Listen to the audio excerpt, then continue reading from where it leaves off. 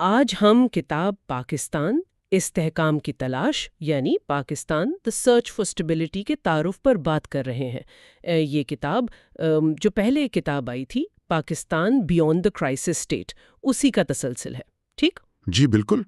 اور پچھلی کتاب تو اس امید پر ختم ہوئی تھی کہ شاید پاکستان بحرانوں سے نکل کر آپ کہہ لیں استحکام کی طرف جا رہا ہے۔ اچھا۔ لیکن مصنفین کا کہنا ہے کہ اس 76 سال بعد بھی ملک ایک پولی کرائسس کا شکار ہے۔ پولی کرائسس، یہ کیا مطلب ہوا؟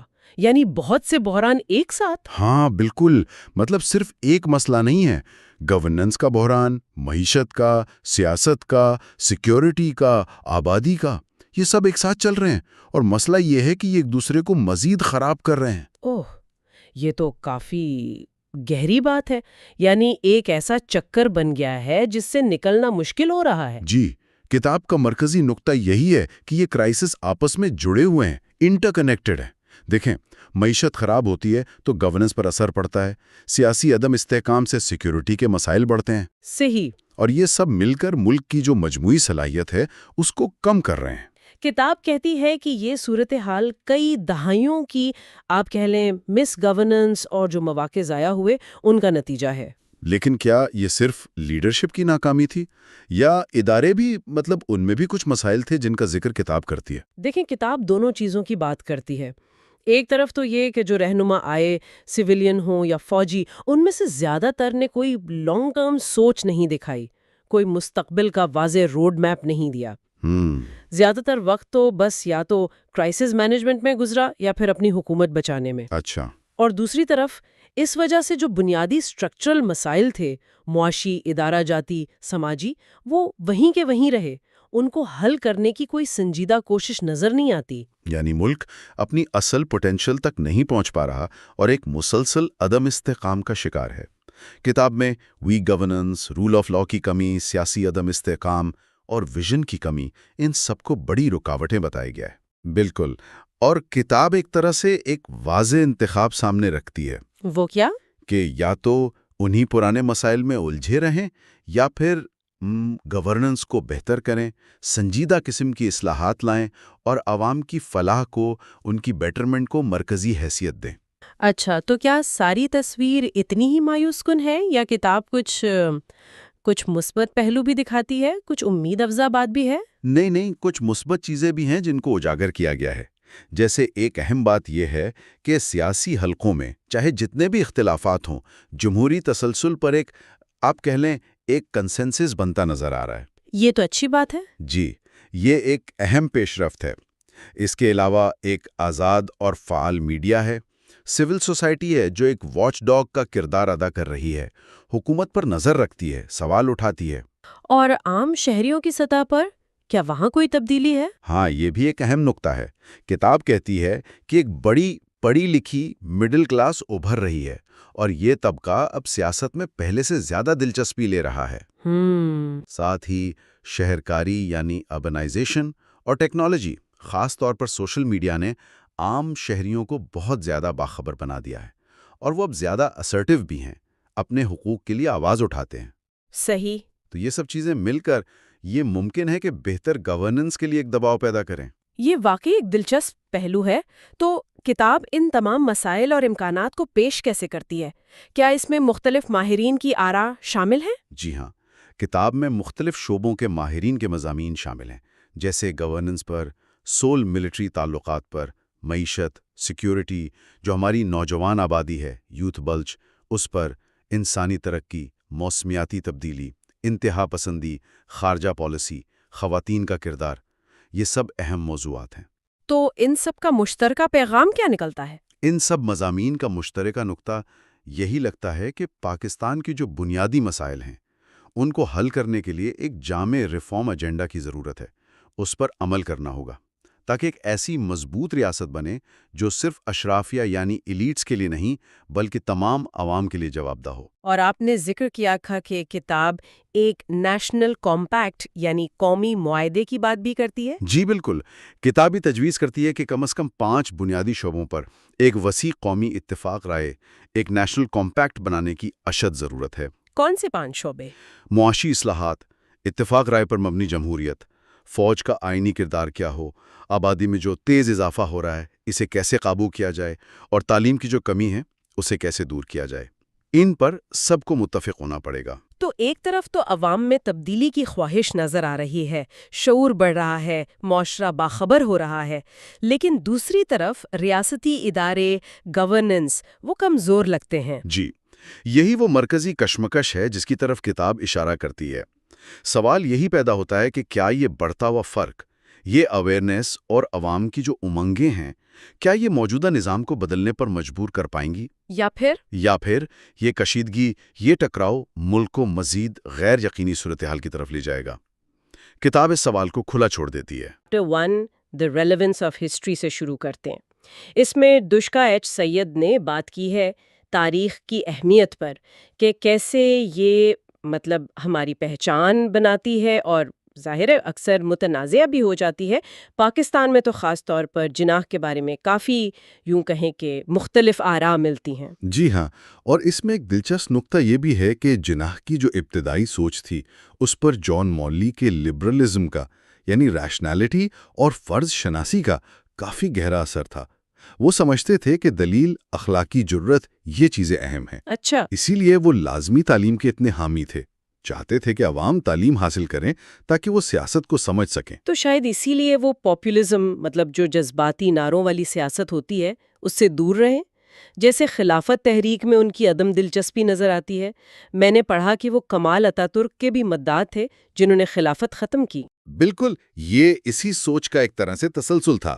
اور دیکھیں، ایک اور اہم بات جو اکثر شاید نظر انداز ہو جاتی ہے، وہ مسلم خواتین کے حقوق کے لیے ان کی کوششیں ہیں۔ ہاں؟ انہوں نے چائلڈ میرج بل، جو ساردہ بل تھا، اس کی حمایت کی۔ اب یہ سوچیں کہ ان کے اپنے حلقے کے کئی لوگ اس پر سخت ناراض تھے، لیکن انہوں نے پرواہ نہیں کی۔ صحیح۔ پھر 1937 کا شریعت ایکٹ، اس کو سپورٹ کیا تاکہ خواتین کو وراثت میں شریعت کے مطابق حصہ ملے۔ تو یہ وہ اخلاقی جرت ہے جس کا ذکر مارلے کے حوالے سے ملتا ہے۔ یہ تو واقعی بہت اہم بات ہے۔ مجھے یاد ہے شروع میں تو وہ کانگریس میں تھے، انہیں تو ہندو مسلم اتحاد کا سفیر بھی کہا جاتا تھا، اور گوپال کرشن گوکھلے، فیروز شاہ مہتا جیسے جو نرم مزاج رہنما تھے ان سے کافی متاثر تھے۔ جی بالکل، لیکن پھر وقت کے ساتھ ساتھ، خاص طور پر جب گاندھی جی سیاست میں آئے اور انہوں نے خلافت تحریک کی حمایت کی، تو فاصلے بڑھنے لگے۔ جناح گاندھی جی کے نان کوپریشن کے طریقے سے اور جس طرح وہ مذہب کو سیاست میں لا رہے تھے، اس سے وہ متفق نہیں تھے۔ ان کا خیال تھا کہ یہ عملی نہیں ہے اور شاید خطرناک بھی ہو۔ تو کیا وہ ناگپور سیشن 1920 والا وہ ایک ٹرننگ پوائنٹ تھا جہاں انہوں نے گاندھی جی کے پروگرام پر تنقید کی اور انہیں بہت مخالفت کا سامنا کرنا پڑا؟ سنا ہے مسٹر گاندھی کہنے پر بھی ٹوکا گیا تھا۔ کیا اسی واقعے کے بعد انہوں نے کانگریس چھوڑ دی؟ ہاں، وہ واقعہ ایک طرح سے ڈیسائزو ثابت ہوا۔ اس سے یہ بھی ظاہر ہوتا ہے کہ ان کے جو اختلافات تھے وہ صرف سیاسی حکمت عملی پر نہیں تھے، بلکہ گہرے نظریاتی تھے۔ چیپٹر 1 سے یہ بات کافی واضح ہوتی ہے۔ ٹھیک۔ اب اگر ہم چیپٹر 2 کی طرف آئیں، اسٹرگل فار دا کانسٹیٹیوشن، تو اس میں سلمان اکرم راجہ نے پاکستان کی جو آئینی تاریخ کی کشمکش ہے اس کا بہت اچھا جائزہ لیا ہے۔ اچھا، تو یہ باب بنیادی طور پر پاکستان کی جو یہ 76 سالہ تاریخ ہے اس میں جمہوریت اور آئین کی بالادستی کے لیے جو ایک مسلسل سٹرگل چل رہی ہے اس کے بارے میں ہے؟ بالکل، اس میں بار بار ایک پیٹرن نظر آتا ہے کہ جمہوری امنگیں اٹھتی ہیں، کوششیں ہوتی ہیں، لیکن پھر انہیں کسی نہ کسی طرح دبا دیا جاتا ہے۔ اور اس سارے عمل میں عدلیہ کا کردار اور ظاہر ہے فوج کا اثر و رسوخ یہ بہت مرکزی رہا ہے۔ یہ تو شروع کے سالوں میں ہی نظر آ جاتا ہے نا، جیسے 1953 میں گورنر جنرل غلام محمد نے وزیر اعظم خواجہ ناظم الدین کو ہٹا دیا جو بالکل غیر آئینی تھا۔ جی، اور پھر 1954 میں آئین بننے سے عین پہلے دستور ساز اسمبلی ہی توڑ دی۔ اور وہیں سے پھر عدلیہ کا کردار بھی سامنے آتا ہے۔ دیکھیں، مولوی تمیز الدین کیس میں سندھ ہائی کورٹ نے تو اسمبلی توڑنے کو غلط کہا، لیکن فیڈرل کورٹ نے چیف جسٹس منیر کی سربراہی میں ٹیکنیکل بنیادوں پر گورنر جنرل کا فیصلہ بحال کر دیا۔ اوہ! اور پھر 1958 کا ڈوسو کیس، اس میں تو اسی عدالت نے ایوب خان کے مارشل لاء کو انقلاب کہہ کر قانونی جوازی فراہم کر دیا۔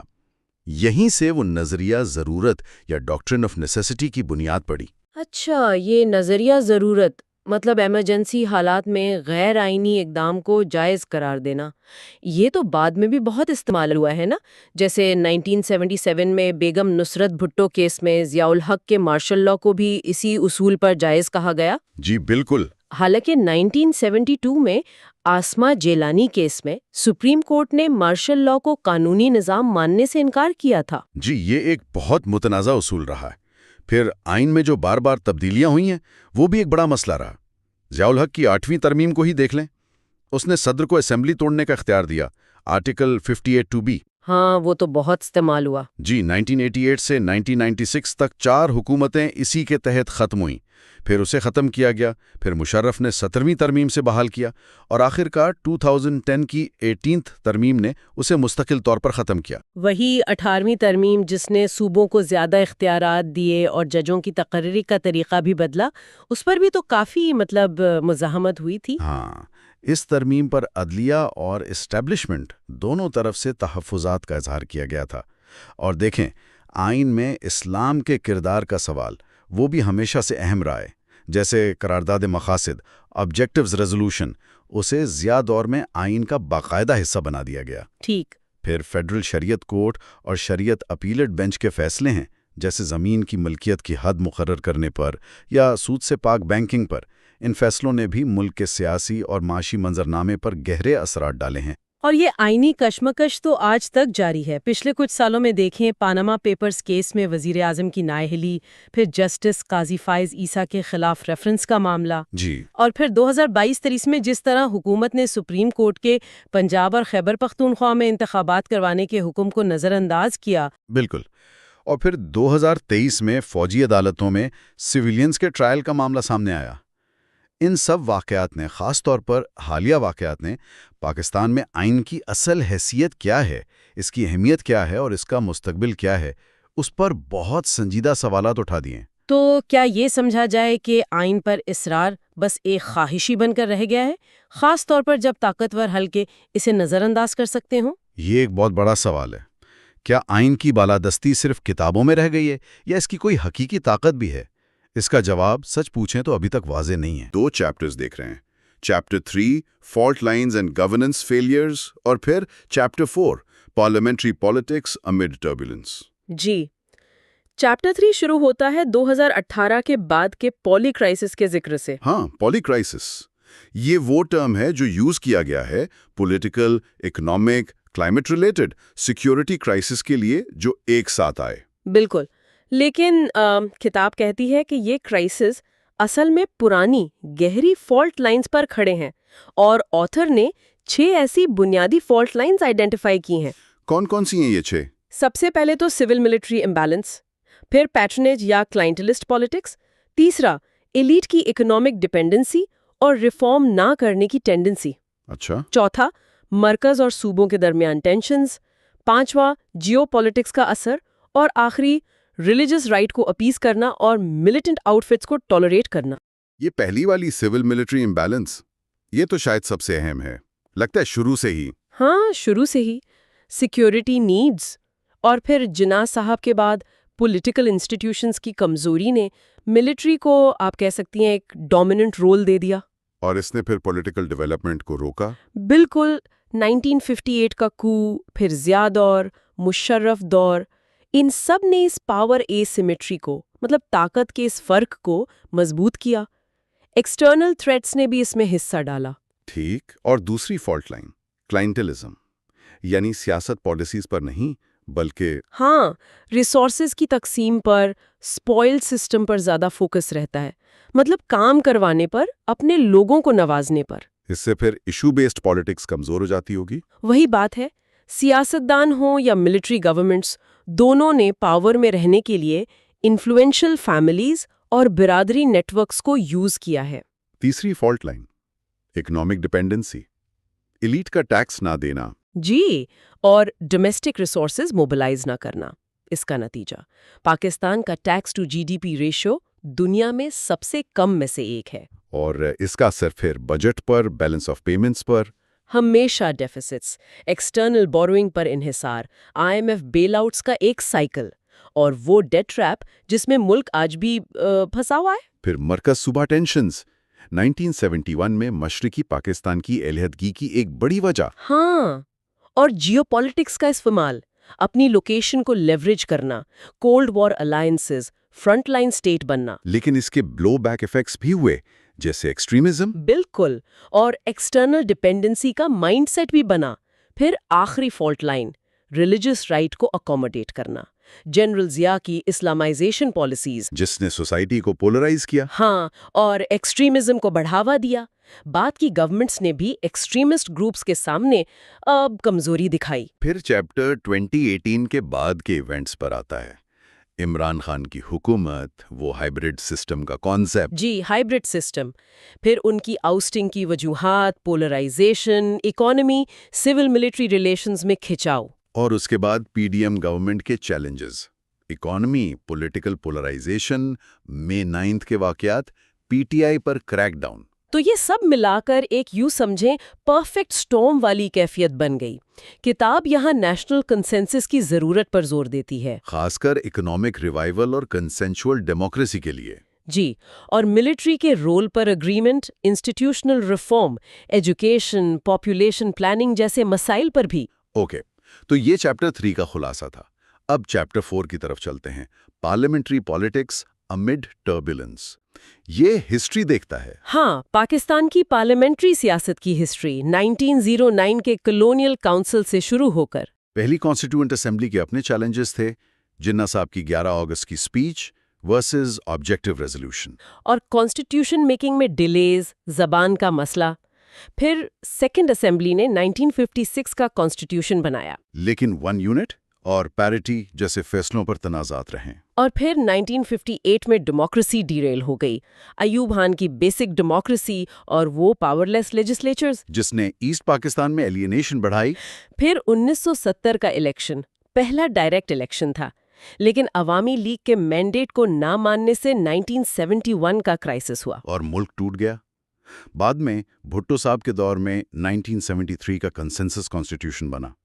ये पार्लियामेंट्री था। जी, ये एक बड़ी अचीवमेंट थी, लेकिन भुट्टो ने खुद भी प्रोविंशियल गवर्नमेंट्स को डिसमिस किया। और फिर 1977 में इलेक्शन रिगिंग के इल्जामात के बाद जनरल जिया का martial law, non party elections 1985, और वो 8th अमेंडमेंट जिसने प्रेसिडेंट को बहुत ज्यादा पावर्स दी, असेंबली डिसॉल्व करने की पावर, जुंजो की तरफ से रेजिस्टेंस भी आई थी उस वक्त। हाँ, 1988 से पार्टी बेस्ड पॉलिटिक्स वापस आई, लेकिन 90s का पूरा डेकेड वो तो एस्टैब्लिशमेंट की इंटरफेरेंस का शिकार रहा। बिल्कुल, आईजीआई का बनना, बेनज़ीर और नवाज शरीफ की गवर्नमेंट्स की बार बार डिसमिसल्स, प्रेसिडेंट इसाक खान ने 8th अमेंडमेंट को यूज़ किया, रिगिंग के इल्जामात, असगर खान केस का रेफरेंस भी है इसमें। नवाज शरीफ के दूसरे दौर में 13th अमेंडमेंट आई, जिसने प्रेसिडेंट की ये पावर्स खत्म की, और 14th amendment, anti defection law.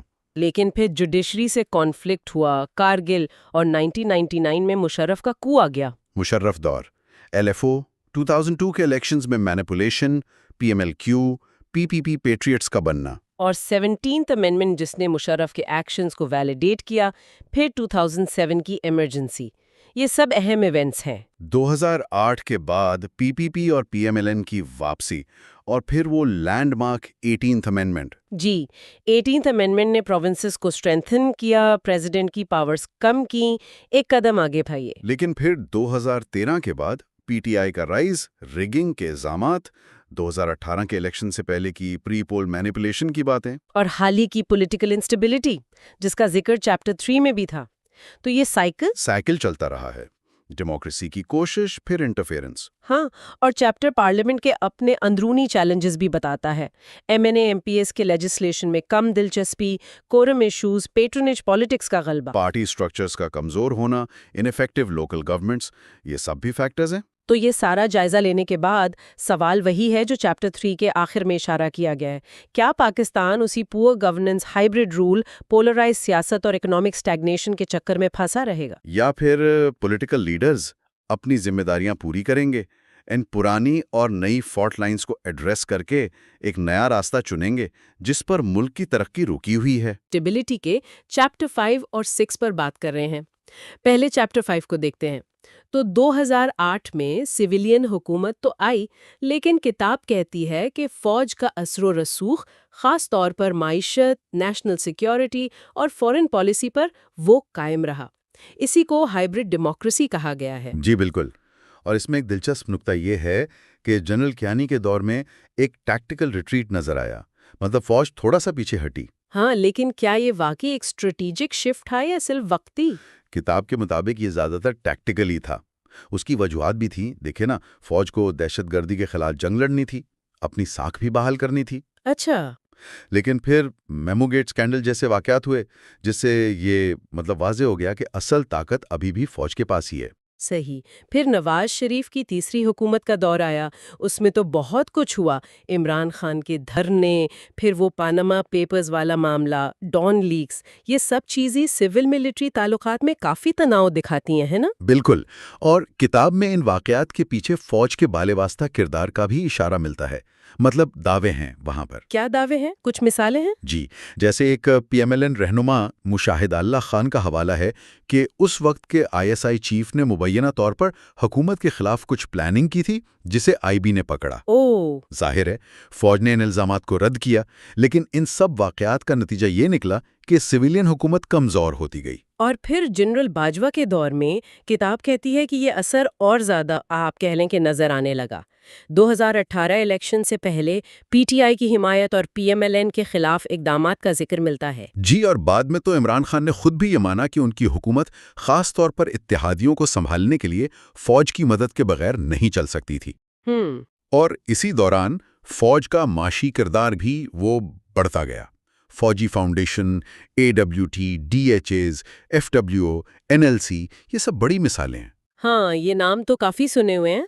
کتاب بتاتی ہے کہ فوج تقریباً 50 کے قریب کمرشل ادارے چلا رہی ہے، اور پھر یہ بات بھی ہے کہ ان اداروں کو مبینہ طور پر بغیر بولی کے ٹھیکے مل جاتے ہیں، جیسے ایف ڈبلیو او کو موٹر ویز کے ٹول ٹیکس کا ٹھیکہ۔ اچھا۔ اور ٹیکس چھوٹ بھی، جیسے اے ڈبلیو ٹی اور فوجی فاؤنڈیشن کو انکم ٹیکس سے استثنا۔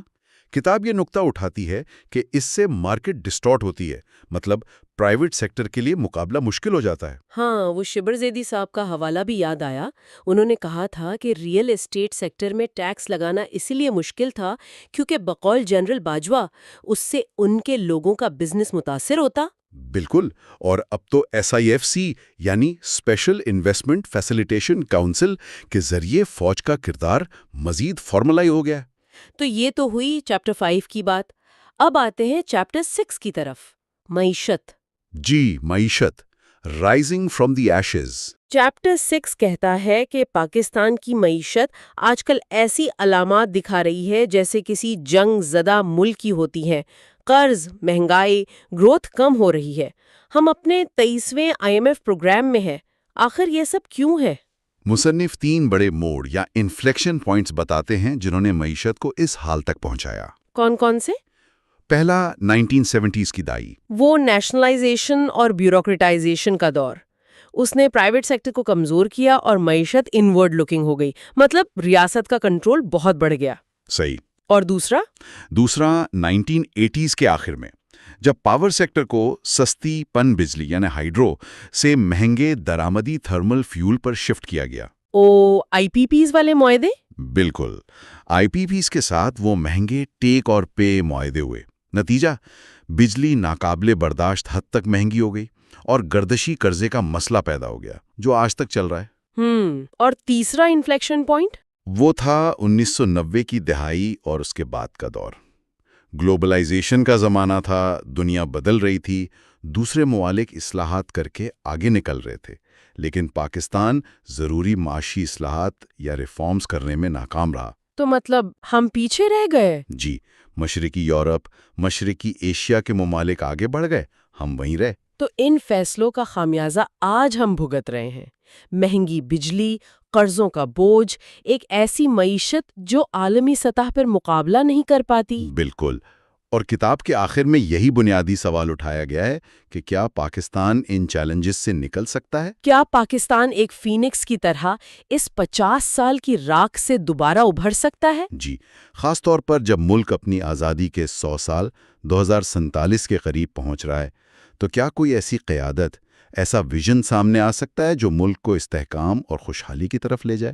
یہ واقعی ایک آپ کہیں کہ $1 ملین سوال۔ اچھا، تو آج ہم باب 7 ڈیٹس اینڈ بیل آؤٹ سے شروع کر رہے ہیں، خرم حسین کا لکھا ہوا۔ پاکستان کی پچھلی دہائی دیکھیں تو معیشت جیسے بحرانوں میں ہی گھری رہی ہے۔ پہلے 2008 کا وہ عالمی مالیاتی بحران، اور اب یہ 2023 والا قرضوں کا بحران۔ بیچ میں تھوڑی بہت ڈیٹ فیولڈ گروتھ ہوئی تو صحیح، لیکن جو معاشی اشارے ہیں، قرض، مہنگائی، روپے کی قدر، گردشی قرضہ، وہ تو بگڑتے ہی گئے۔ بالکل، اور صرف معاشی چیلنجز نہیں تھے نا۔ اسی دہائی میں آپ دیکھیں، سیلاب آئے، سیکیورٹی کے بڑے مسائل تھے، توانائی کی قلت تھی، پھر سی پیک شروع ہوا، سیاسی عدم استحکام تو ساتھ ساتھ چل ہی رہا تھا۔ اصل مسئلہ جو کتاب میں بھی ہے وہ بنیادی طور پر ایک ناقص ترقیاتی ماڈل ہے۔ مطلب قرض لو یا نوٹ چھاپو، ایس بی بی سے قرضہ لو اور ایک مصنوعی ڈیمانڈ پیدا کر دو۔ نتیجہ یا تو شدید مہنگائی یا پھر بہت بڑا تجارتی خسارہ۔ اور یہ ماڈل کوئی نیا نہیں، یہ مشرف دور سے چلا آ رہا ہے۔ بعد میں پی ایم ایل این ہو یا پی ٹی آئی، کم و بیش سب نے یہی کیا۔ اور اس میں ایک پیٹرن بھی بڑا واضح نظر آتا ہے نا، کہ ہر جو بوم بسٹ سائیکل تھا، مطلب تیزی اور پھر مندی، وہ پچھلے والے سے چھوٹا ہوتا گیا۔ کم شدید تو نہیں، شاید زیادہ شدید، لیکن اسے سنبھالنے کے لیے بیل آؤٹ پہلے سے بڑا چاہیے۔ جیسے مشرف دور کی تیزی کوئی 5 سال چلی، پی ایم ایل این کی 3 سال، اور پی ٹی آئی کی تو بس 2 سال ہی۔ اور حکومتوں کا رویہ بھی وہی، کامیابی کا سیر اپنے سر، ناکامی دوسروں پر۔ اور ذخائر کم ہو تو کہہ دیا جی عالمی قیمتیں بڑھ گئیں یا یہ وقتی مسئلہ ہے۔ ہاں بالکل، اور 2023 تک آتے آتے تو صورتحال بہت ہی نازک ہو گئی۔ جمہوریت بھی کمزور، زر مبادلہ ذخائر خطرناک حد تک کم، جو پرانے عالمی مددگار تھے ان میں بھی وہ پہلی سی بات نہیں رہی، اور آئی ایم ایف میں بھی پاکستان کا وزن وہ کم ہوتا محسوس ہوا۔ بنیادی ناکامیاں وہی پرانی، ٹیکس نظام ٹھیک نہیں کیا، صنعتوں کو ڈائیورسفائی نہیں کیا، مطلب دنیا کے ساتھ نہیں چلے، اور قیادت کی کمزوری۔ پھر 2000 کے بعد عالمی معیشت میں جو اتھل پتھل ہوئی، اس نے بھی پاکستان کے کرنٹ اکاؤنٹ اور ذخائر پر بہت گہرا اثر ڈالا۔ ترسیلات زر یعنی ریمیٹنسز وہ تو بڑھے، لیکن تجارتی خسارہ تو کہیں زیادہ تیزی سے بڑھا، خاص طور پر 2003 کے بعد۔ تو ظاہر ہے فرق پورا کرنے کے لیے بیرونی قرضوں پر انحصار بڑھتا گیا، اور پھر ان قرضوں کی واپسی، ڈیٹ سروسنگ، اس کا بوجھ اتنا بڑھ گیا کہ آپ دیکھیں 2008 میں مسئلہ کرنٹ اکاؤنٹ خسارہ تھا زیادہ، 2018 تک تو آدھی بیرونی ضرورت ہی صرف قرضوں کی ادائیگی تھی۔ بالکل، حکومتوں کے پاس 2 ہی راستے تھے، یا تو نوٹ چھاپیں ایس بی پی سے قرضہ لے کر، یا باہر سے قرض لیں۔ کتاب میں بتایا ہے کہ کب کب زیادہ نوٹ چھاپے گئے، جیسے FY08، FY13، پھر FY18-19، اور یہ اکثر تب ہوتا تھا جب کوئی سیاسی تبدیلی آ رہی ہو، ہے نا؟ اور یہ سلسلہ تبھی رکتا تھا جب آئی ایم ایف پروگرام آ جائے۔ پی ایم ایل این دور میں خاص طور پر 2014 کے بعد ڈالر والے قرضے بہت بڑھے، Saudi deposits, euro bonds. State Bank نے 2014 میں اس پر وارننگ بھی دی تھی۔ یہ بدل گئے، مطلب کمرشل بینکوں کا حصہ بڑھا، نان پیرس کلب ممالک کا، یورو بانڈز کا۔ پھر کووڈ-19 آیا، اس کے بعد تو شاید تاریخ کی سب سے بڑی مالیاتی توسیع ہوئی، مانیٹری ایکسپینشن جسے کہتے ہیں، شرح سود ایک دم نیچے، کاروباروں کے لیے ری فائنانس سہولیات۔ لیکن دوسری طرف ملک کی مالی بنیادیں وہ کمزوری رہیں۔ ایک تو 2009 کا NFC ایوارڈ جس سے صوبوں کا حصہ بڑھا، پھر 2011 میں ویٹ یا RGST کا نافذ نہ ہو پانا، یہ بڑے دھچکے تھے۔ اس کا نتیجہ کیا نکلا؟ حکومتیں ٹیکس ایمنسٹی اسکیموں پر زیادہ انحصار کرنے لگی۔ پی ٹی آئی حکومت نے شروع میں تو اصلاحات کی بات کی، لیکن پھر وہ بھی ایمنسٹی اسکیموں پر آ گئی۔ ایس بی پی ایکٹ میں تبدیلی کی بات ہوئی، لیکن پھر وہ لانگ ٹرم OMOs کا استعمال۔ یہ ایک طریقہ ہے مرکزی بینک کا مارکیٹ میں پیسہ ڈالنے کا لمبے عرصے کے لیے، وہ بھی چلتا رہا۔ اور ان سب پالیسیوں کا مجموعی نتیجہ 2023 میں مہنگائی 32% سے اوپر، روپیہ تاریخ کی کم ترین سطح پر، ذخائر تقریباً ختم، ڈیفالٹ کا خطرہ سر پر، اور خود آئی ایم ایف کہہ رہا تھا کہ سماجی بے چینی بڑھ سکتی ہے۔ کتاب میں اسے پمپ اینڈ ڈمپ اسکیم کہا گیا ہے معیشت کو۔ یہ تو بہت سخت بات ہے۔ اچھا، اب ذرا آگے چلتے ہیں۔ باب 8 کیچ 23 مرتضیٰ سید کا۔ یہاں وہ محبوب الحق کے ویژن کی بات کرتے ہیں، انسانی ترقی، ریاست کا کردار، اور اس کا موازنہ کرتے ہیں آج کی حقیقت سے، غربت عدم مساوات، IMF پر انحصار۔ جی مرتضی سید بھی پاکستان کے ترقیاتی ماڈل کی وہی بنیادی خامیاں گنواتے ہیں۔ ہماری معیشت کا 95%، آپ سوچیں 95% کھپت پر چل رہا ہے۔ کنزمپشن، سرمایہ کاری صرف 15%، برآمدات 10%۔ تو نتیجہ کیا؟ مستقل کرنٹ اکاؤنٹ خسارہ، اور اسے پورا کرنے کے لیے باہر سے قرضے، جبکہ ہمارے پڑوسی بھارت، بنگلہ دیش وہ کہاں سے کہاں نکل گئے۔ اندرونی مسائل بھی ہیں، دنیا سے ہمارے معاشی رابطے کمزور، سماجی معاہدہ ٹوٹا ہوا ہے، ریاست اور عوام میں اعتماد نہیں، ٹیکس کم دیتے ہیں لوگ، اور سیاست شخصیت پرستی کی۔ اور جو یہ حالیہ بحران آیا، اس کی فوری وجوہات کیا بتائیں گئیں؟ وہی FY22 کا بجٹ، فیول سبسڈی اور IMF سے بگاڑ۔ بنگلہ دیش نے خطرہ پہلے بھانپ لیا تھا، وہ وقت پر IMF چلا گیا، ہم ہچکچاتے رہے۔ مصنف نے پچھلے 25 سال کے جمود کی 3 بڑی وجوہات بتائی ہیں، دلچسپ نام دیے ہیں: guns, babies and trade deals. پہلا، گنز، یعنی 2001 کے بعد جو سیکیورٹی کی وجہ سے قرضوں میں رعایت ملی، امریکی امداد ملی، اسے ہم نے پائیدار اصلاحات پر لگانے کے بجائے وقتی کھپت بڑھانے میں اڑا دیا۔ دوسرا، بیبیز، یعنی آبادی میں اضافے کی شرح بہت زیادہ رہی، تو انحصار کرنے والوں کا تناسب بڑھ گیا، اس سے بچتیں کم ہوئیں، کھپت بڑھی اور کرنٹ اکاؤنٹ خسارہ اور بگڑا۔ اور تیسرا، ٹریڈ ڈیلز، دوسرے ملکوں سے جو آزاد تجارتی معاہدے کیے FTA، وہ زیادہ تر ناقص تھے، ہماری برآمدات بڑھنے کے بجائے درآمدات زیادہ بڑھ گئیں، خسارہ اور گہرا ہو گیا۔ کتاب میں وہ 7 مہلک گناہوں کا 7 ڈیڈلی سنز کا بھی ذکر ہے معاشی پالیسی سازی کے حوالے سے، وہ کون سے تھے؟ جیسے گروتھ کا جنون، بس وقتی فائدہ دیکھنا، کمزور تیاری، کنٹرول کرنے کی خواہش، تجربوں سے نہ سیکھنا، خود پسندی، اور IMF کے ساتھ وہ کبھی دوستی کبھی دشمنی والا رویہ۔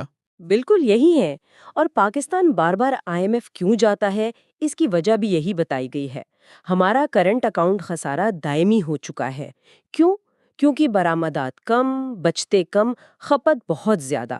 اب اس خسارے کو پورا کرنے کے لیے FDI تو آتی نہیں زیادہ، تو قرض لینا پڑتا ہے، اور جب قرض واپس کرنے کا وقت آتا ہے، ذخائر ختم، تو پھر IMF کا دروازہ کھٹکھٹانا پڑتا ہے۔ بات گھوم پھر کر وہیں آ جاتی ہے۔ تو اب صورتحال یہ ہے کہ قرضے ناقابل برداشت ہو گئے ہیں، انسسٹینیبل۔ سالانہ $35 ارب چاہیے باہر کی ادائیگیوں کے لیے، یہ تو بہت بڑی رقم ہے۔ تو کتاب میں ڈیفالٹ اور لامتناہی کفایت شاری کے بیچ ایک تیسرا راستہ بتایا گیا ہے، قرضوں کی تنظیم نو، یعنی ڈیٹ ریسٹرکچرنگ کا۔ دیکھیے، تنظیم نو ایک بہت پیچیدہ عمل ہے۔ اس میں پہلے تو یہ طے کرنا ہوگا کہ کن قرض دینے والوں کو شامل کریں، مقامی قرضے، بیرونی، کمرشل بینک، 2 طرفہ ممالک، یا ورلڈ بینک ADB جیسے ادارے۔ پھر یہ کہ تنظیم نو ہوگی کیسے؟ کیا قرض کی اصل رقم کم کروائیں گے، جسے ہیئر کٹ کہتے ہیں، یا صرف ادائیگی کا شیڈیول لمبا کروائیں گے، یعنی ری پروفائلنگ؟ اس سارے عمل میں چین کا کردار بہت اہم ہوگا، اور اس میں چیلنجز بھی بہت ہوں گے۔ ضرورت اس بات کی ہے کہ یہ سارا کام انتہائی پروفیشنل طریقے سے کیا جائے۔ اور فرض کریں اگر قرضوں میں کچھ ریلیف مل بھی جاتا ہے، تو سب سے اہم بات تو یہی ہے نا کہ اس موقع کو ماضی کی طرح ضائع نہ کیا جائے، بلکہ اسے حقیقی ساختی اصلاحات، اسٹرکچرل ریفارمز کے لیے استعمال کیا جائے۔ بالکل بالکل، کتاب اسی بات پر زور دیتی ہے کہ اس مہلت کو استعمال کریں، برآمدات، بچتیں، سرمایہ کاری، ان سب کو کم از کم دگنا کرنے کے لیے۔ FDI لانے کے لیے ماحول سازگار بنائیں، اور جو بیرونی فنانسنگ کی ضرورت ہے اس کی حقیقت پسندانہ منصوبہ بندی کریں۔ ایشیائی معجزے والے ممالک سے بھی سبق سیکھیں۔ وہاں کی اشرافیہ نے ترقی کے لیے ایک سمجھوتا کیا، ایک ایلیٹ بارگین، ایک قومی بیانیہ بنا، مضبوط اہل قیادت سامنے آئی، نجی شعبے کو آگے بڑھایا، ساری توجہ برآمدات پر رکھی، اور پالیسیوں کے تجربات سے سیکھتے رہے۔ کتاب میں پاکستان کا ذکر گلوبل ساؤتھ کے تناظر میں بھی ہے، یعنی ترقی پذیر ممالک جو آج کل مشترکہ مسائل کا سامنا کر رہے ہیں: عالمی بحران، قرضوں کا بوجھ، ترقی یافتہ دنیا کی بے اعتنائی، بین الاقوامی نظام کی ناکامیاں۔ جی، اور اس تناظر میں چین کا کردار اہم ہو سکتا ہے۔ BRI کے ذریعے شاید قرضوں میں کچھ ریلیف دے کر، اور عالمی قیادت میں جو خلا نظر آ رہا ہے اسے کسی حد تک پر کر کے ایک نئے عالمی ترقیاتی معاہدے کی بھی ضرورت محسوس ہوتی ہے، جو موسمیاتی تبدیلی جیسے بڑے چیلنجز سے نمٹنے میں ترقی پذیر ممالک کی مدد کرے۔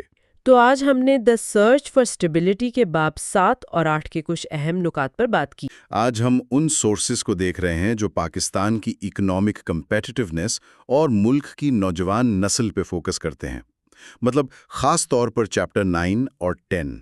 جی، چیپٹر 9 تو شروع ہی بڑی چیلنج سے ہوتا ہے کہ 2047 تک اپر مڈل انکم کنٹری بننا ہے۔ ہاں، اور اس کے لیے سورسز کے مطابق سالانہ 6 سے 8% گروتھ ریٹ چاہیے۔ لیکن پچھلے 30 سال کی ایوریج دیکھیں تو صرف 4%، بہت بڑا گیپ ہے۔ بالکل، اسی لیے وہ کہتے ہیں کہ پروڈکٹیوٹی، ایکسپورٹس اور فورن انویسٹمنٹ ان سب کو بڑھانا لازمی ہے۔ چائنا کی مثال بھی دیتے ہیں کہ گلوبل اکانومی میں انٹیگریٹ ہو کر کیسے کامیابی ملی۔ صحیح، اور کمپیٹیٹیونیس صرف قیمت کی بات نہیں ہوتی ہے نا، نہیں، بالکل نہیں۔ کوالٹی، ریلائبلٹی، ٹائملی ڈیلیوری، یہ سب امپورٹنٹ ہیں۔ لیکن آج کل وہ گلوبلائزیشن کا فیوچر بھی تھوڑا غیر یقینی لگ رہا ہے۔ اثرات ہیں، پروٹیکشنزم بڑھ رہا ہے۔ اسی میں پھر چیپٹر 9 ایسٹ ایشیا کی مثال دیتا ہے، جاپان، کوریا، چائنا، ایشین ملک، انہوں نے کیسے ہائی گروتھ حاصل کی؟ وہی، انہوں نے ڈومیسٹک سیونگز پہ زور دیا، ہیومن کیپٹل بنایا، ٹریڈ کو کھولا اور ٹیکنالوجی کو اڈاپٹ کیا۔ اور یہ ہیومن کیپٹل والی بات سیدھی چیپٹر 10 سے جڑتی ہے، پاکستان کا یوتھ بلج۔ جی، تقریباً 2/3 آبادی 30 سال سے کم عمر کی، یہ ایک بہت بڑی پوٹینشل طاقت ہے۔ لیکن چیلنجز بھی تو ہیں ان نوجوانوں کے لیے۔ بہت زیادہ۔ سورسز بتاتے ہیں کہ ہر 100 میں سے صرف 39 امپلائڈ ہیں، صرف 39۔ اچھا، اور تعلیم، صرف 6 لوگ 100 میں سے ایسے ہیں جن کے پاس 12 سال یا اس سے زیادہ تعلیم ہے۔ بنیادی سہولیات جیسے لائبریری یا اسپورٹس فیسلٹیز وہ بھی صرف 6-7% کو میسر ہیں۔ تو امیدیں ہیں لیکن فرسٹریشن بھی ہے ساتھ ساتھ۔ ہاں، یہ سمجھ آتا ہے۔ واپس اگر چیپٹر 9 پہ آئیں، وہ جو کمپیریزن ہے ایسٹ ایشیا سے، ہاں، وہ پرفارمنس کمپیریزن۔ اس میں پاکستان کی کمزوری واضح نظر آتی ہے۔ 1960 میں کوریا اور پاکستان دونوں کی پر کیپٹا انکم $100 تھی، صحیح؟ جی بالکل، $100۔ آج کوریا $27,500 سے اوپر ہے اور پاکستان $1,600 کے آس پاس۔ یہ سٹیٹسٹکس تو واقعی حیران کن ہے۔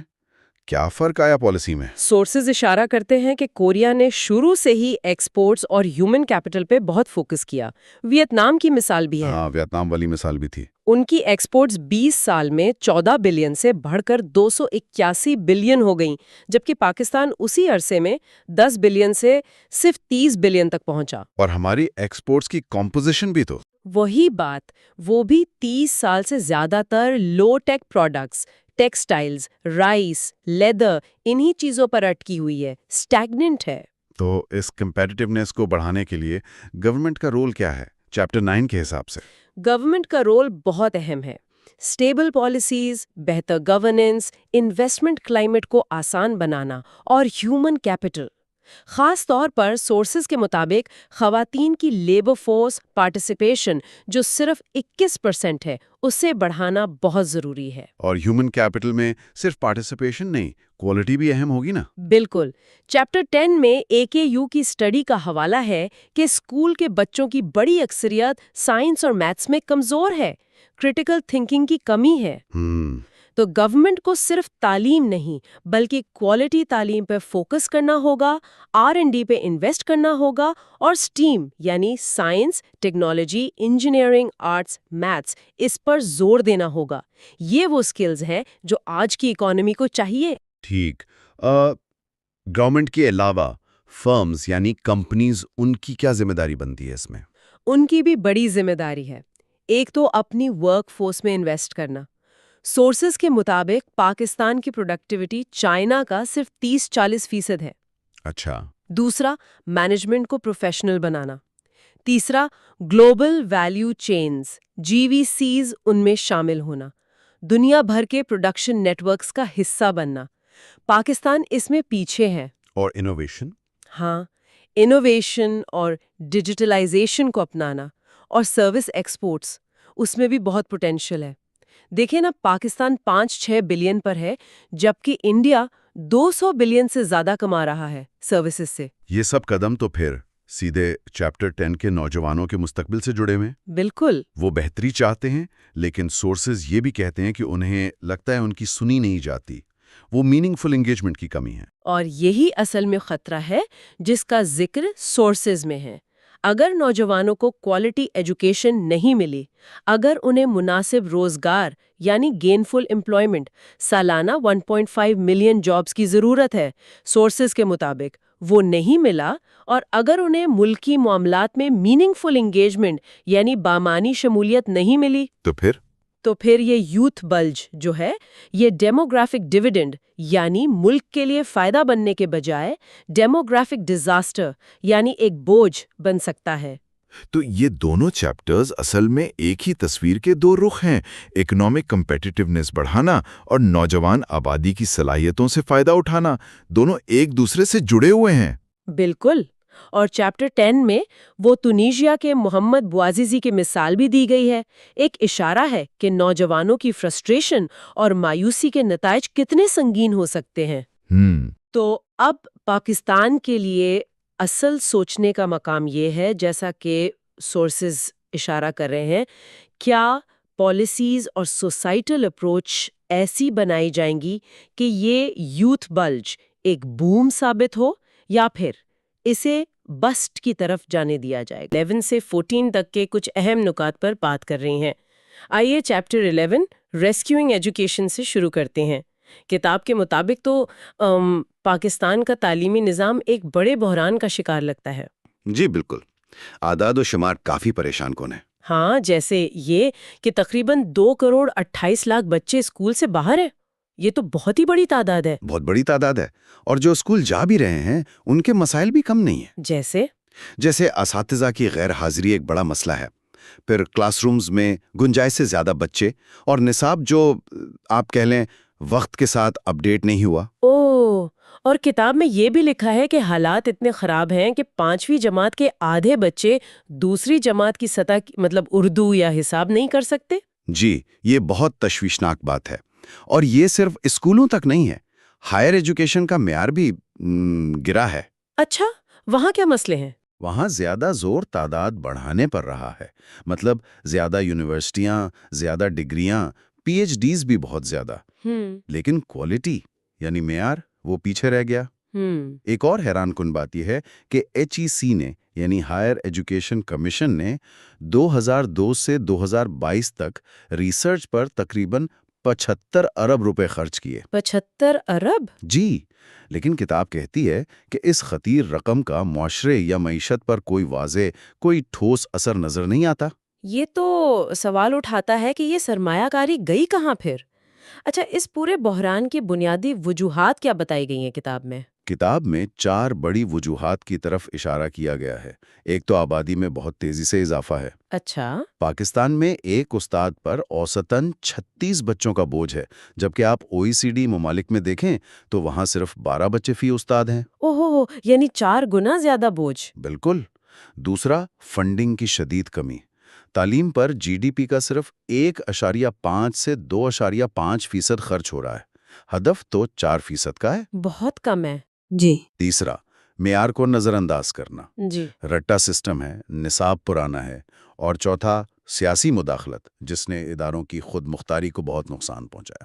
تو یہ تعلیم کے چیلنجز، ان کا اثر شاید ہمیں اگلے موضوع میں بھی نظر آئے۔ جی۔ چیپٹر 12 جو ہے وہ مذہبی انتہا پسندی کے خطرے پر بات کرتا ہے۔ جی، ایک بہت اہم اور پیچیدہ موضوع ہے۔ کیا آپ سمجھتے ہیں کہ کمزور تعلیمی نظام اور بڑھتی ہوئی انتہا پسندی میں کوئی تعلق ہے؟ یقیناً اس پر غور کرنا ضروری ہے۔ کتاب خود انتہا پسندی کے مختلف جہتوں کو دیکھتی ہے۔ ویسے انتہا پسندی کی کوئی ایک واضح تعریف کرنا بھی مشکل ہے۔ صحیح۔ پاکستان میں یہ بحث اکثر مذہب کے گرد گھومتی ہے، حالانکہ اس میں قوم پرستی جیسے دوسرے عوامل بھی شامل ہو سکتے ہیں۔ اصل چیز عدم برداشت ہے، دوسروں کو قبول نہ کرنا۔ اس کی جڑیں کہاں بتائی گئی ہیں؟ کیا وجوہات ہیں اس کی؟ وجوہات بہت سی ہیں اور کافی پیچیدہ ہیں۔ سماجی اور ثقافتی عوامل ہیں، جیسے گلوبلائزیشن کے اثرات، مدرسہ کلچر کا پھیلاؤ، سازشی نظریات کا عام ہونا۔ پہ مذہبی اور نظریاتی عوامل ہیں، جیسے ماضی میں اسلامائزیشن کی کوششیں، فرقہ واریت کا بڑھنا اور مذہب کا سیاسی استعمال۔ اور سیاسی عوامل؟ جی، سیاسی طور پر ایک غیر جمہوری کلچر، ریاست اور معاشرے کے درمیان کمزور تعلقات اور سیاسی مقاصد کے لیے مذہب کا استعمال، یہ سب اہم ہیں۔ معاشی عوامل جیسے غربت اور بے روزگاری کا بھی ذکر ہے، اگرچہ اس پر بحث ہے کہ ان کا کتنا براہ راست کردار ہے۔ اچھا، ایک خاص بات جو کتاب میں نمایاں کی گئی ہے وہ ریاست کی اپنی پالیسی میں الجھاؤ ہے، یعنی اچھے اور برے شدت پسندوں میں فرق کرنے کی کوشش۔ اس نے مسئلے کو اور زیادہ پیچیدہ بنا دیا ہے۔ یہ تو واقعی ایک الجھاوا مسئلہ ہے۔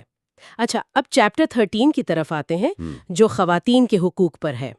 کتاب کہتی ہے کہ پاکستان عالمی جینڈر گیپ رپورٹ میں مسلسل بہت نیچے رہا ہے۔ 2022 میں 146 ممالک میں 145ویں نمبر پر۔ جی ہاں، یہ اعداد و شمار کافی تشویشناک ہیں، لیکن اس کے ساتھ ساتھ کچھ مثبت پہلو بھی ہیں۔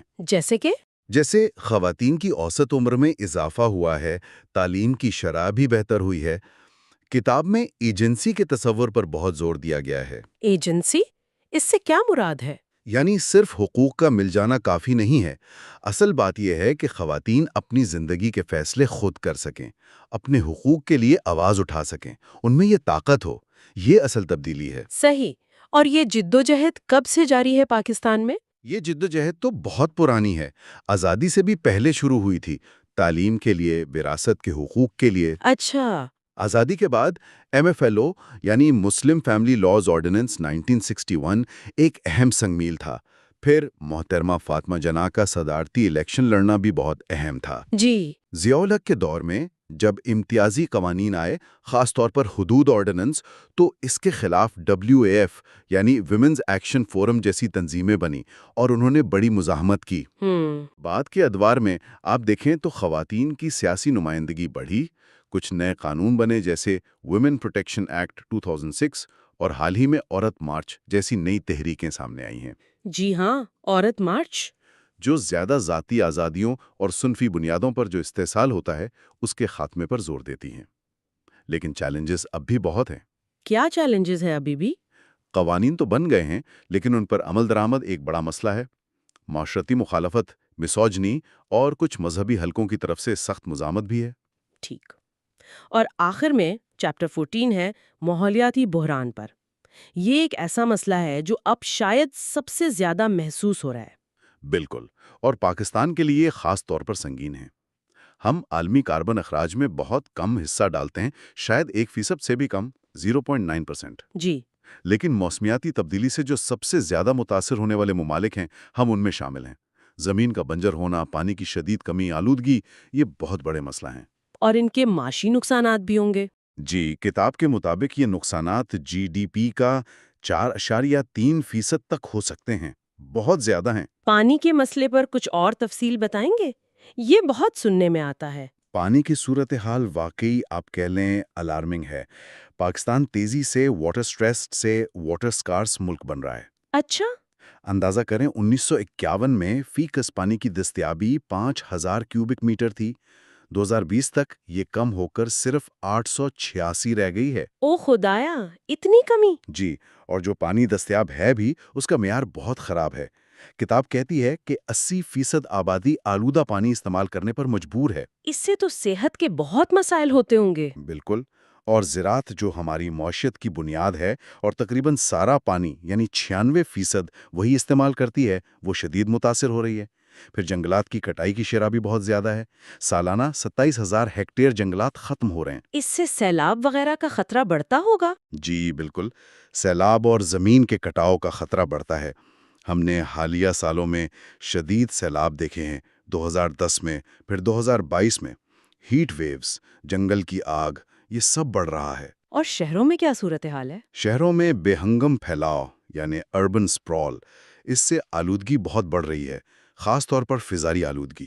کتنی؟ اتنی کہ ایک اندازے کے مطابق اوسط عمر 4.3 سال کم ہو گئی ہے۔ 4 سال سے زیادہ؟ جی، توانائی کے لیے ہم اب بھی زیادہ تر فوسل فیولز یعنی تیل اور گیس پر انحصار کرتے ہیں، تقریباً 64%۔ حالانکہ ہمارے پاس رینیویبل انرجی یعنی شمسی اور ہوائی توانائی کی بہت بڑی صلاحیت موجود ہے۔ تو اس پر کام کیوں نہیں ہو رہا؟ کام ہو رہا ہے لیکن شاید اتنی تیزی سے نہیں جتنی ضرورت ہے۔ ماحولیاتی گورننس میں بھی بہتری کی ضرورت ہے۔ وفاقی اور صوبائی سطح پر بہتر کوارڈینیشن چاہیے۔ تو یہ تھے تعلیم، انتہا پسندی، خواتین کے حقوق اور ماحولیات کے مسائل پر کچھ نکات۔ کتاب کے یہ ابواب واقعی دکھاتے ہیں کہ یہ سب مسائل آپس میں کتنے گہرے جڑے ہوئے ہیں۔ جی بالکل، اور یہ پاکستان کے استحکام کے لیے بہت بڑے چیلنجز ہیں۔ ان کا کوئی ایک آسان یا فوری حل نظر نہیں آتا۔ ہر مسئلے کی اپنی گہرائی اور پیچیدگیاں ہیں۔ بالکل، جن پر مستقل توجہ اور سنجیدہ عملی اقدامات کی ضرورت ہے۔ چیپٹر 15 سے شروع کرتے ہیں، دا پاپولیشن چیلنج۔ پہلی بات جو نوٹ کی گئی ہے وہ یہ ہے کہ پاکستان کا پاپولیشن گروتھ ریٹ 2017 سینسس کے حساب سے 2.4% ہے۔ یہ پورے ساؤتھ ایشیا کے ایوریج سے ڈبل ہے، جو قریباً 1% ہے۔ بنگلہ دیش کی مثال بھی دی ہے کہ انہوں نے کیسے پالیسی سے کنٹرول کیا۔ بالکل، اور پاکستان کی اپنی ہسٹری اس معاملے میں کافی اوپر نیچے رہی ہے۔ ایوب خان کا فوکس زیادہ تر میکرو گولز پر تھا، پھر بھٹو دور میں کوشش ہوئی لیکن وہ شارٹ لیوڈ تھی۔ ضیاء دور میں پھر ایک کنزرویٹو اپروچ آ گئے پاپولیشن پلاننگ کے خلاف۔ اس سے لوگوں میں کنفیوژن بھی بڑھی کہ شاید فیملی پلاننگ اسلام کے خلاف ہے۔ کتاب میں لکھا ہے کہ فرٹیلیٹی ریٹ میں کمی آئی تھی 80s اور 90s میں، لیکن پھر 2000 کے بعد یہ پروسیس رک سا گیا۔ یہ تھوڑا حیران کن ہے نا؟ اس ٹھہراؤ کی کیا وجوہات بتائی ہیں؟ ہاں، اس اسٹیگنیشن کی دو بڑی وجوہات ہیں۔ ایک تو وہ ایمبیگوٹی جو فیملی پلاننگ کی اجازت پڑتی اسلام میں، جس کا لنک مولانا مودودی کے 1943 کے ٹریٹیز سے جوڑا جاتا ہے۔ حالانکہ 2015 کے بعد سے علماء میں کنسنسس ہے کہ بچوں میں وقفہ جائز ہے۔ دوسرا فیکٹر ہے پولیٹیکل اکانومی، مطلب NFC ایوارڈ۔ ہاں، جہاں فنڈز پاپولیشن کی بنیاد پر ملتے ہیں۔ ایگزیکٹلی، اور پولیٹیکل ریپرزنٹیشن بھی سیٹس کی بنیاد پر۔ تو یہ دونوں چیزیں پاپولیشن کنٹرول کے لیے ڈس انسینٹیو بن جاتی ہیں۔ 2018 میں CCI نے ٹارگٹ سیٹ کیے تھے، مگر امپلیمنٹیشن وہ تھوڑی ویک رہی۔ لیکن ایک طرف تو یہ پالیسی لیول کی رکاوٹیں ہیں، دوسری طرف کتاب کہتی ہے کہ لوگ، خاص کر خواتین، ایکچولی کم بچے چاہتی ہیں۔ وہ 6.4 ملین وومن کی ان میٹ نیڈ فار کانٹرسیپشن والی بات، تو یہ عجیب کشمکش ہے۔ نیڈ ہے لیکن پوری نہیں ہو رہی، ایسا کیوں؟ بالکل، اس ان میٹ نیڈ کی وجوہات میں انفارمیشن کی کمی ہے اور کانٹرسیپٹیوز کے سائیڈ ایفیکٹس کا ڈر بھی شامل ہے، اور اس سب کا اثر وہ ڈیولپمنٹ کے ہر شعبے پر پڑتا ہے۔ اکانومی پر بنگلہ دیش سے کمپیریزن دیکھ لیں، پاورٹی سائیکل، ایجوکیشن میں ڈیمانڈ سپلائی گیپ، امپلائمنٹ، خاص کر خواتین کی کم پارٹیسپیشن، اور انوائرمنٹ پر بھی واٹر اسکیسٹی، لینڈ ایشوز، اربنائزیشن کا پریشر۔ یہ تو کافی سیریس اندرونی چیلنج ہے۔ اچھا، اب چیپٹر 16 پر آتے ہیں، Pakistan China relations, permanent friends. Pakistan نے PRC کو 1950 میں ہی ریکگنائز کر لیا تھا، لیکن شروع میں سیٹوں کی وجہ سے تھوڑی احتیاط تھی۔ پھر 1960 ٹرننگ پوائنٹ تھا۔ ہاں بالکل، اس وقت کئی فیکٹرز تھے۔ سائنو انڈین ٹینشن تھی، سائنو سوویت سپلٹ تھا، اور US کا انڈیا کو سپورٹ کرنا، ان سب نے پاکستان کو چائنا کے قریب کیا۔ پھر 1963 کا باؤنڈری ایگریمنٹ ہوا، PIA کی فلائٹ شروع ہوئی چائنا کے لیے، اور 1965 کی وار میں چائنا نے جو سپورٹ دی اس نے آل ویدر فرینڈشپ کی بنیاد رکھ دی۔ KKH اور HMC جیسے پروجیکٹس بھی اسی دور میں شروع ہوئے، اور وہ US چائنا رابطے میں پاکستان کا برج والا رول وہ بھی امپورٹنٹ تھا۔ 1971 میں یہ رشتہ ٹیسٹ ہوا ہوگا؟ ضرور۔ کتاب کہتی ہے کہ چائنا نے پہلے پولیٹیکل سلوشن پر زور دیا تھا، لیکن جنگ کے بعد انہوں نے بنگلہ دیش کی UN ایڈمیشن کو ویٹو کیا۔ اس کو POWs کی واپسی سے لنک کیا گیا تھا۔ جب ڈیفنس پیکٹ کی بات ہوئی تو زو این لائے نے کہا کہ رشتہ پہلے ہی الائنس جیسا ہے۔ پھر دینگ شیاؤ پنگ کے بعد چائنا بدلا، فوکس اکانومی پر چلا گیا، اس سے تعلقات پر فرق پڑا۔ فرق تو پڑا۔ چائنا کا فوکس اپنی اکنامک ڈیولپمنٹ پر ہو گیا، کشمیر پر ان کا سٹانس بھی ایوالو ہوا، UN ریزولوشن سے بائیلیٹرل سیٹلمنٹ کی سپورٹ تک۔ انڈیا کے ساتھ بھی ریلیشنز بہتر ہوئے، حالانکہ لداخ 2020 جیسے واقعات بتاتے ہیں کہ جیو پولیٹیکل فیکٹرز ابھی بھی ہیں۔ لیکن چائنا نے پاکستان کو ہمیشہ اشور کیا ہے کہ ان کے تعلقات انڈیا کے مقابلے میں الگ ہیں، زیادہ گہرے ہیں۔ اور CPEC، اس پر کیا کہتی ہے کتاب؟ CPEC، جو شروع میں $62 بلین کا پروجیکٹ تھا، BRI کا حصہ ہے، فلیگ شپ پروجیکٹ، فوکس تھا انرجی، انفراسٹرکچر اور گوادر پر۔ پہلے فیز میں انرجی پروجیکٹس آئیں، کچھ کول بیس تھے جس پر تنقید بھی ہوئی۔ SEZs کی ڈیولپمنٹ میں تھوڑے چیلنجز رہے ہیں۔ گوادر کی اسٹریٹجک امپورٹنس پر بہت بات ہوتی ہے، لیکن کتاب میں لکھا ہے کہ یہ مشرف کی ریکویسٹ پر کمرشل پورٹ کے طور پر شروع ہوا تھا۔ اس کا پوٹینشل ریجنل اسٹیبلٹی سے جڑا ہوا ہے۔ ٹریڈ اور پیپل ٹو پیپل کانٹیکٹس کے بارے میں کیا لکھا ہے؟ ٹریڈ والیوم 2020 میں $16.4 بلین تھا، لیکن یہ چائنا کے حق میں ہے، بہت زیادہ۔ پاکستان کی ایکسپورٹ صرف $1.97 بلین تھیں۔ وجہ وہی، ہماری ایکسپورٹ کیپیسٹی کم ہے۔ عوامی سطح پر کانٹیکٹس وہ بھی کمزور ہیں۔ سیکیورٹی سچویشن ایک وجہ رہی ہے۔ ٹورزم میں پوٹینشل ہے، خاص کر گاندارا ہیریٹیج اور اسٹوڈنٹ ایکسچینج میں بھی اضافے کی گنجائش ہے۔ تو ہم نے دیکھا کہ ایک طرف پاپولیشن کا بڑا اندرونی چیلنج ہے پاکستان کے لیے، اور دوسری طرف چائنا کے ساتھ یہ گہرا کمپلیکیٹڈ آل ویدر ریلیشن شپ ہے۔ ہاں، اور ان دونوں چیپٹرز کو ملا کر دیکھیں تو ایک سوال ذہن میں آتا ہے۔ چائنا کا ڈیولپمنٹ ماڈل بہت یونیک ہے، پاکستان کے چیلنجز بھی مختلف ہیں۔ کتاب میں لرننگ فرام چائنا سیکشن ہے، اس میں کہا گیا ہے کہ ماڈل کاپی نہیں ہو سکتا، مگر اسپیسیفک ایریاز میں سیکھا جا سکتا ہے۔ تو آگے بڑھتے ہوئے کیا یہ تعلق صرف اسٹریٹجک ضروریات تک رہے گا، یا شیئر ڈیولپمنٹ کے کچھ نئے راستے بھی نکل سکتے ہیں جن پر ابھی سوچا نہیں گیا ہے شاید؟ آج ہم دا سرچ فار اسٹیبلٹی کتاب کے 3 ابواب 17، 18 اور 19 کا جائزہ لے رہے ہیں۔ جی، جو پاکستان کے بھارت، امریکہ اور افغانستان کے ساتھ تعلقات پر ہیں۔ تو آئیے باب 17 پاکستان بھارت تعلقات سے شروع کرتے ہیں۔ کتاب کہتی ہے کہ 1947 سے ہی ایک میوچول مسٹرسٹ ہے۔ بالکل، اور یہ بھی کہ پاکستان کو شروع میں اپنا پورا ریاستی ڈھانچہ بنانے میں کافی مشکلات تھیں۔ ہاں، اور اپنا پورا مالی اور فوجی حصہ بھی نہیں ملا۔ صحیح، اور یہ بے اعتمادی پھر جنگوں میں نظر آئی، 48، 65، 99، اور امن کی ناکام کوششوں میں بھی، تاشقند، شملہ، لاہور اعلامیہ۔ اور بنیادی وجہ یعنی روٹ کاز کشمیر تنازع کو بتایا گیا ہے۔ جی، پاکستان کا موقف اقوام متحدہ کی قراردادوں پر، جبکہ بھارت اسے اپنا اٹوٹ انگ سمجھتا ہے۔ پھر اگست 2019 میں آرٹیکل 370 کی منسوخی نے تو کشیدگی بہت بڑھا دی۔ بالکل، اور کتاب میں یہ بھی ذکر ہے کہ بھارت پر مقبوضہ کشمیر میں آبادیاتی تبدیلیوں یعنی ڈیموگرافک چینجز لانے کا الزام ہے، جس پر ظاہر تشویش ہے۔ اچھا، ایک دلچسپ بات یہ ہے کہ پاکستان نے مسئلہ عالمی سطح پر زندہ رکھا ہے، لیکن بین الاقوامی برادری کی زیادہ دلچسپی نہیں رہی، اقوام متحدہ کی بھی۔ ہاں، تجزیہ کار جیسے پروفیسر سائمہ مالک، آریش خان، ان کا حوالہ ہے کہ بھارت کی جیو پولیٹیکل اہمیت کی وجہ سے دنیا تھوڑا گریز کر رہی ہے۔ جی، پروفیسر ملک کا تو یہ بھی خیال ہے کہ پاکستان کو پہلے اپنی معیشت مضبوط کرنی ہوگی، تبھی کشمیر پر مؤثر آواز اٹھا سکے گا۔ دہشت گردی کا معاملہ بھی تو ہے، بھارت ہمیشہ الزام لگاتا رہا ہے، خاص طور پر 9/11 کے بعد ممبئی حملے، پٹھان کوٹ، ان کے بعد تو مذاکرات ہی معطل ہو گئے۔ اور اب یہ بدلتی ہوئی جیو پالیٹکس، امریکہ چین مقابلہ، امریکہ بھارت شراکت داری۔ بالکل، اس نے جنوبی ایشیا میں صف بندی تیز کر دی ہے، اور بھارت کا یہ نیٹ سیکیورٹی پرووائیڈر بننے کا کردار وہ پاکستان کے لیے تشویش کا باعث ہے۔ یقیناً۔ آخر میں یہ جیو اکانومکس کی بات ہے، کیا تجارت سے کچھ بہتری آ سکتی ہے؟ سوال تو ہے، لیکن سیاسی رکاوٹیں، بھارت میں ہندوتوا پالیسیاں، یہ سب راستے میں حائل نظر آتے ہیں۔ ٹھیک ہے، اب آتے ہیں باب 18 پر، پاکستان امریکہ تعلقات۔ مصنفہ انہیں پیراڈاکسز گلور کہتی ہیں، تضادات سے بھرپور۔ جی، تضادات سے بھرپور، کبھی موسٹ الائیڈ ایلائی تو کبھی تعلق صرف وقتی ضرورت یعنی ٹرانزیکشنل۔ میٹیج کا حوالہ بھی ہے کہ پاکستان خود اہم نہیں رہا، بلکہ کسی تیسرے فریق کی وجہ سے اہم رہا۔ پاکستان کی اپنی سیکیورٹی ضروریات تھیں، خاص طور پر بھارت کے حوالے سے، جبکہ امریکہ کے مقاصد مختلف تھے۔ 65 اور 71 کی جنگوں میں مایوسی سے وہ ٹرسٹ ڈیفیسٹ پیدا ہوا۔ 9/11 کے بعد تعلقات بہتر ہوئے، لیکن پھر وہ ڈبل گیم کے الزامات۔ جی، اور القاعدہ طالبان قیادت کی پناہ گاہوں کے شبہات، اس نے تعلقات کو بہت پیچیدہ رکھا۔ اور اب امریکہ کے افغانستان سے نکلنے کے بعد خدشہ یہی ہے کہ واشنگٹن کے لیے پاکستان کی اہمیت کم ہو سکتی ہے، کیونکہ اب توجہ چین پر ہے۔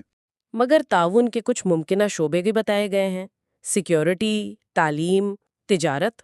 ہاں، تعلیم میں فل برائٹ پروگرام، تجارت میں امریکہ سب سے بڑا ایکسپورٹ مارکیٹ ہے، صحت، زراعت اور موسمیاتی تبدیلی پر US پاکستان گرین الائنس۔